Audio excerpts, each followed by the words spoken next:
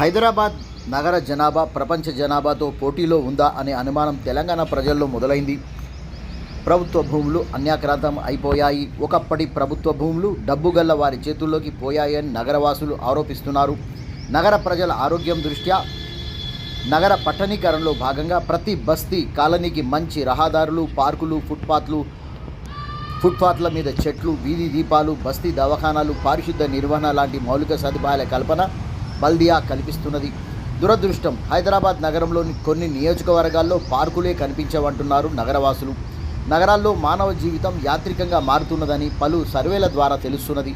మానవ జీవన విధానంలో ఊరుకులు పరుగులు, మానసిక ప్రశాంతత కరువై వివిధ శారీరక వ్యాధుల బారిన పడుతున్నారు. ఓవైపు వైద్యులు మానసిక ప్రశాంతతతో పాటు శారీరక శ్రమలో నడక ఉండాలంటున్నారు. అందుకే అందరి దృష్టి నడక మీదకి మారింది. బస్తీల్లో, కాలనీల్లో ఉన్న దగ్గరలో ఉన్న పార్కుల్లో ఉదయం సాయంత్రం కాలినడక, యోగాసనాలు, ధ్యానంతో బిజీ అయిపోతున్న నగర జనం. పార్కుల్లో గడ్డి చెట్లు, ఓపెన్ జిమ్లు, టాయిలెట్లు సదుపాయాలు బల్దియా స్థానిక అసోసియేషన్లతో, కార్పొరేటర్ల నిధులతో వసతులు కల్పిస్తున్నది. నిర్వహణ లోపాలు తలెత్తుతుంటాయి అక్కడక్కడ. ఇటీవలే లక్ష్మీనగర్ పార్కులో చాలా కాలం తర్వాత అభివృద్ధి పనులు జరుగుతున్నాయి.